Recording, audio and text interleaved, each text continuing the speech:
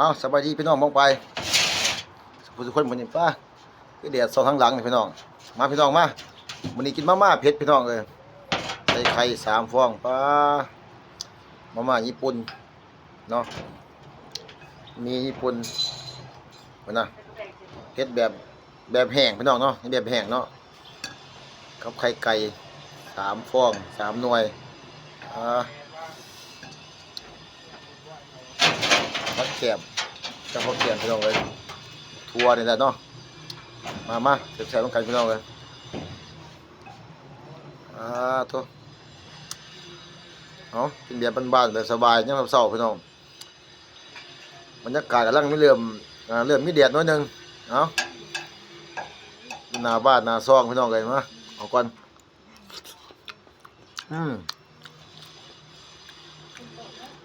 เขาว่าเผ็ดลองเบิ่งเนาะง่ายๆพี่น้องเลยอยู่ง่ายๆเหนียวตุ้ยๆเลยเอา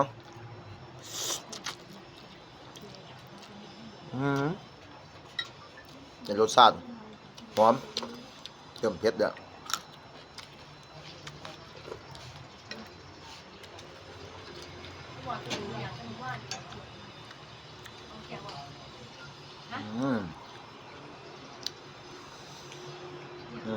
เนาะ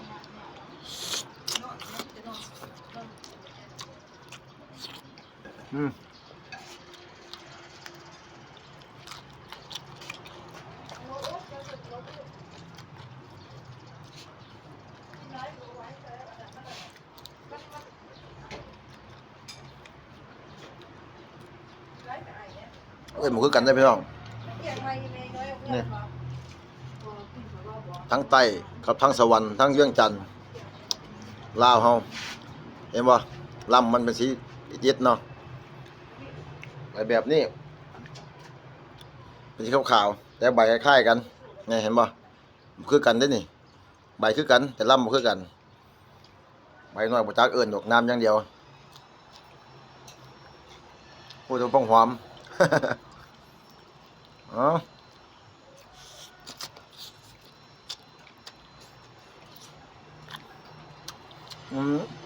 ซบเดิมแดงเลยมัน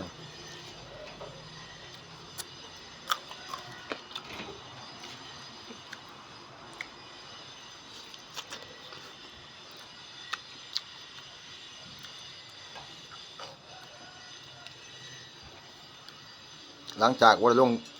คลิปโดนพี่น้องบริษัทคลิปติดภารกิจนึงข้าเวียกพอบ่สบาย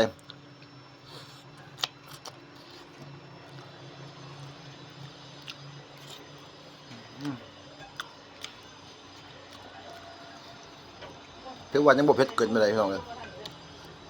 ปกตินั่นบางห่อมากินนี่โอ้ยกินบ่ได้เผ็ดแห้ง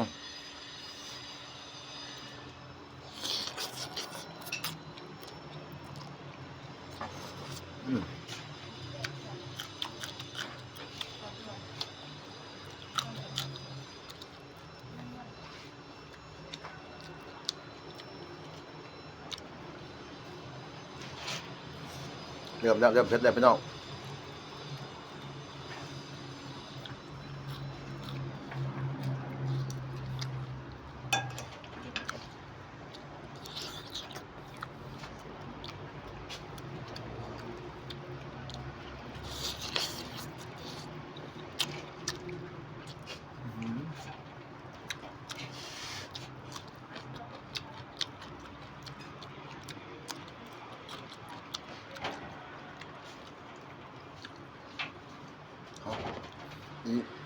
นี่โรซี่ล่าช้อนหนึ่ง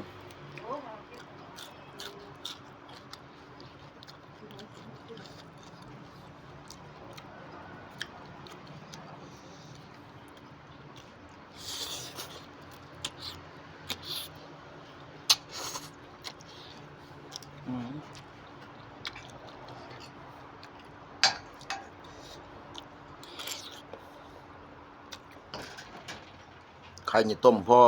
เป็นแบบยังกรอบมันยังตูมยังแซ่บ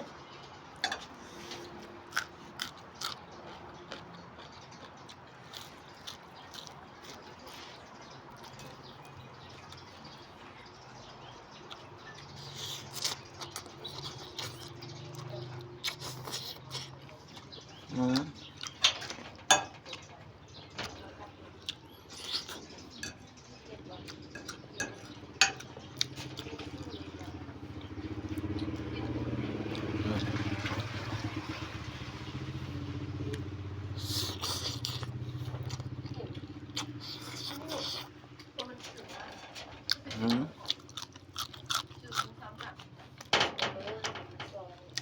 ขึ้นมุกว่าบ่ทันพี่น้องเอ้ย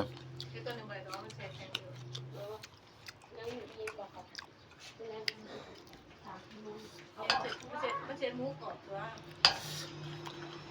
มุกเขาต้องเขาอยู่อันนี้น้ำมันอยู่แล้วก็ไอ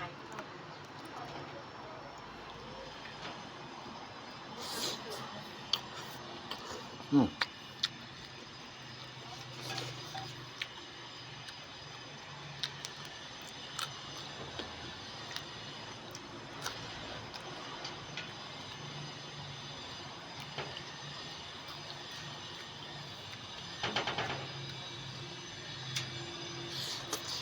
อืม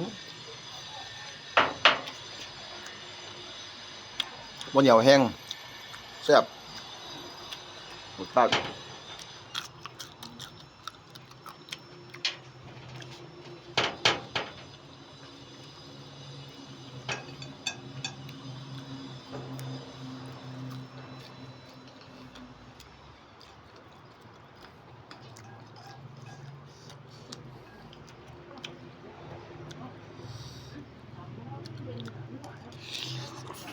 อืม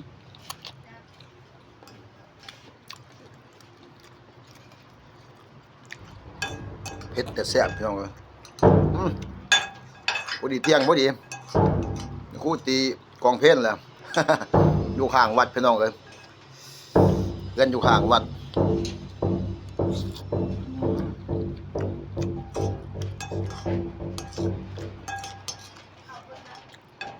เอาคนจะคู่วันนี้เนาะ เอากระปุกไหม อืมสถานที่คักบนไหนใส่บนหัน